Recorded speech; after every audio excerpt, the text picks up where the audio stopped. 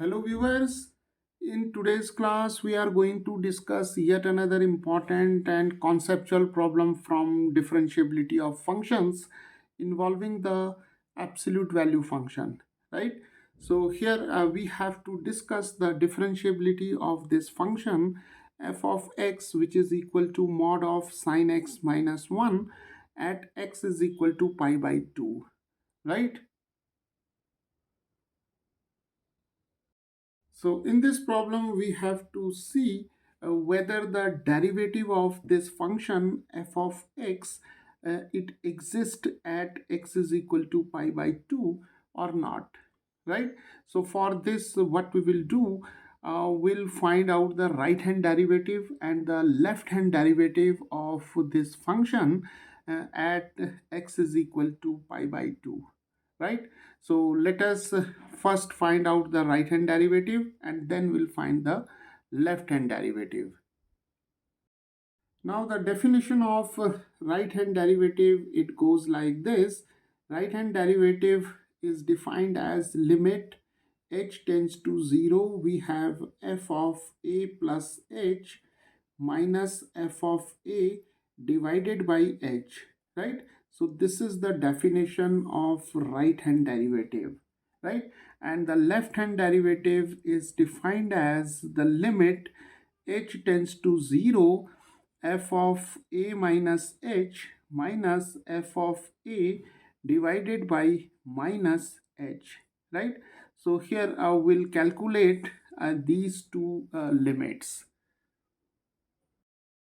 So now here this point A is given as pi by 2, right? So A is pi by 2.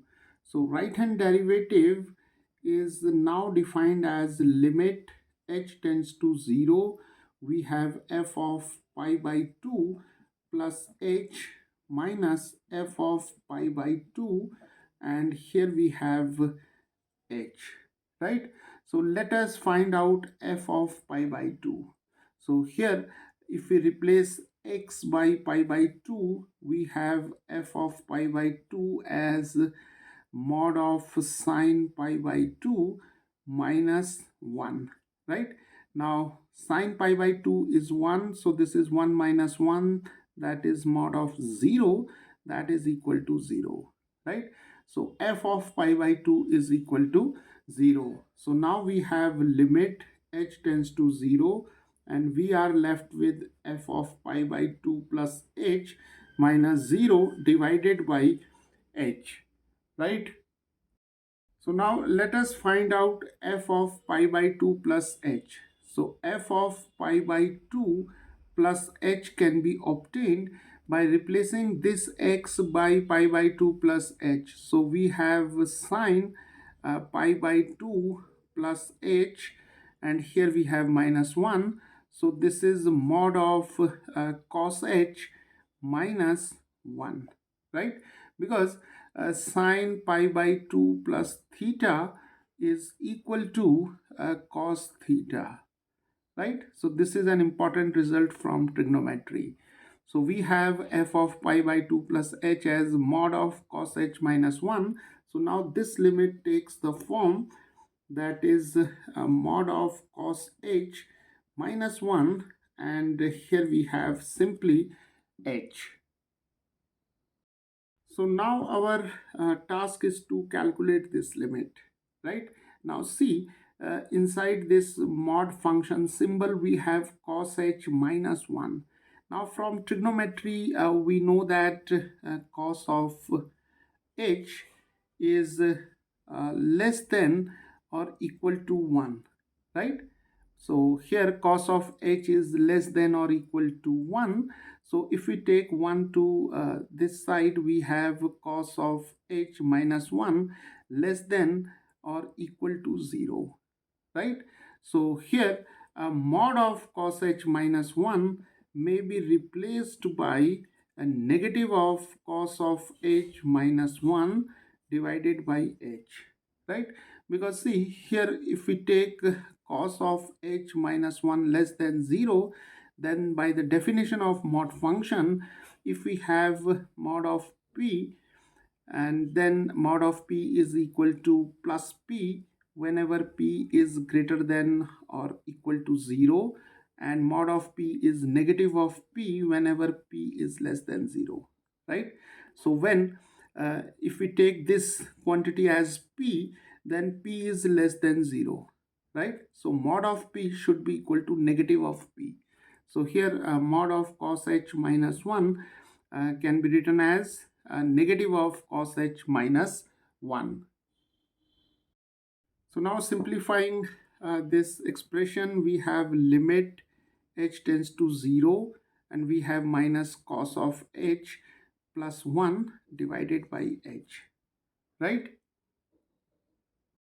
So now we have to calculate this limit, right? So we can calculate this limit either by using trigonometry, but here we'll make use of the L'Hopital's rule, right? So now if we take h is equal to 0 here, then see we have minus cos of 0 plus 1 over 0, right? If we replace h by 0 in the numerator and denominator, we have minus 1 plus 1 over 0. So this is 0 over 0 form, right? So here we can apply the L'Hopital's rule.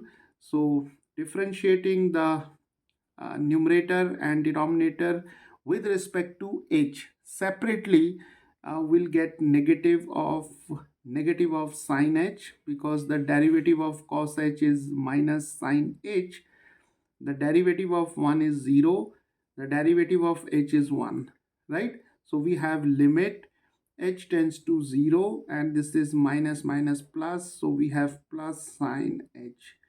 And we know that limit h tends to 0, sine h is equal to sine of 0, that is equal to 0, right? So the value of this limit is equal to 0, right?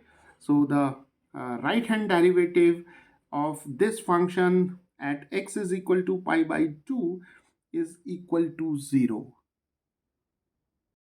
So we have right hand derivative as 0, right? Let us find out the left hand derivative.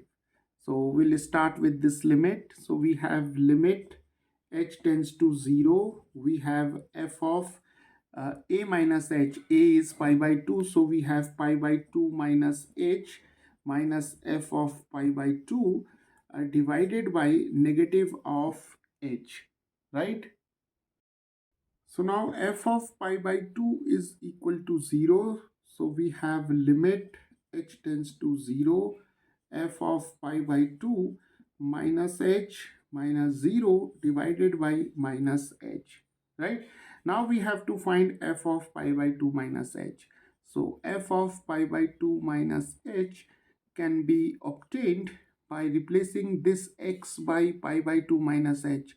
So we have sine pi by 2 minus h minus 1, and from trigonometry we know that sine pi by 2 minus theta is equal to cos theta, right?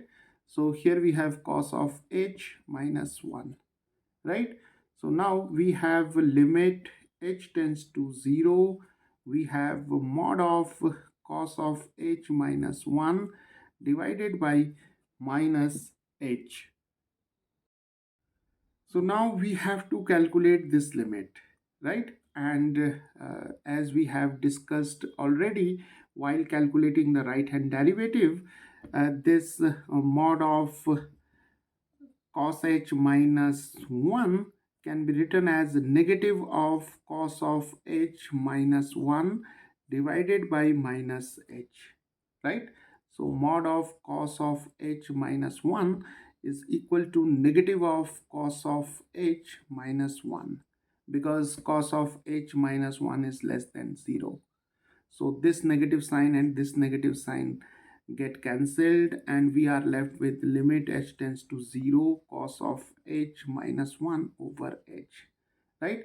And again, to evaluate this limit, we can use the L'Hopital's rule.